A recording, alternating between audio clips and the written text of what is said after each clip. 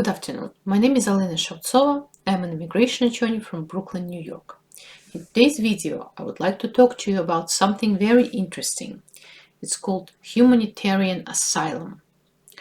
Humanitarian asylum is a relief that, under the United States immigration law and certain international norms, may be available to a person who can no longer demonstrate that he or she has a well-founded fear of future persecution, or well-founded fear of persecution if he or she is forced to return to their home country. So ordinary for someone to win asylum case in the United States, a person has to demonstrate past persecution that creates a reasonable presumption of future persecution, or reasonable fear of future persecution. There is one problem with that. Sometimes a person will have to wait for so long to see the judge or being able to finally present their case that the reasons for future persecution may cease to exist. So does it mean that the person is out of luck and will have to go back to their home country where he or she suffered before? Well, not quite. There are some instances when a person may still try their luck and stay in the United States, when usually the judge will give them asylum, what's called humanitarian asylum. So humanitarian asylum is appropriate when a person has demonstrated compelling reasons for being unwilling or unable to return to the country arising out of severity of the past persecution, or person can demonstrate reasonable possibility he or she may suffer other serious harm if returned to the home country. So first we need to have a past persecution, and it has to be very severe, or we can show that there was past persecution, and now if a person is returned to their home country, they will suffer other harm. And interestingly, that other harm does not have to be connected to the protective ground. So let me explain to you. For example, somebody was beaten in their home country due to their political opinion, maybe lost their job, other forms of persecution. It was in the past. Now, 7 years later, the government changed, right? Certain aspects of the society changed. The court does not doubt your credibility. The court believes you that you suffered. But now there is a different situation. However, if you can show that other harm, serious harm, maybe there is a reasonable possibility of that harm being inflicted upon you, you will suffer in your home country, the court may still grant you asylum claim.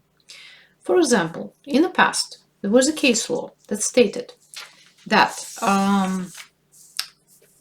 possibility of being murdered in a home country would satisfy other serious harm, and doesn't have to be connected to the protected ground. Access to medication, lack of health insurance when there is a need for medical treatment, human rights abuses, ongoing human rights abuses, including killings of the civilians. So if there is a bad situation in the country that endangers one who is in there, all those grounds were previously considered to be sufficient to find other serious harm. And based on that, the person would be able to get humanitarian asylum in the United States. Or let's talk about the severity of the past persecution. How severe the persecution has to be, for the court to say, listen, you suffered so much that we're not going to send you back.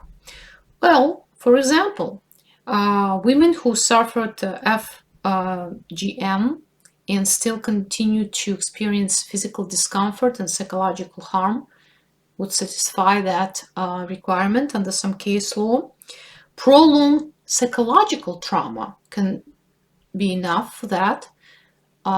physical trauma that resulted in deformity, scars, can satisfy that. And some other harm, for example, harm to the relatives or uncertain fate of the relative of the relatives or close family members, may satisfy that standard of severe past persecution. Now, I have to warn you that the case law on that is not completely settled, meaning that some circuits, some courts state that the person has to allege that humanitarian asylum is the very beginning and cannot really imply that the court is going to consider it. The person may waive it. And some courts stated that it's not really a separate claim, humanitarian asylum. It's within the person's claim.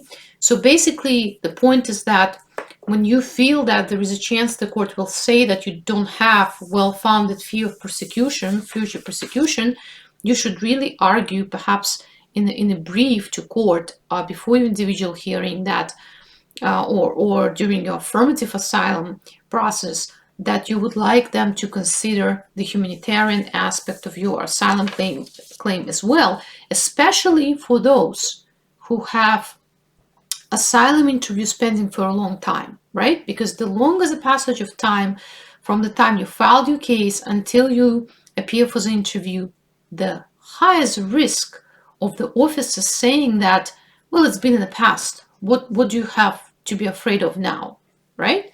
So that's what the humanitarian asylum is. There is a case law in the United States supporting this ground for relief from removal or affirmative claim even, and there are international norms of international law supporting it as well.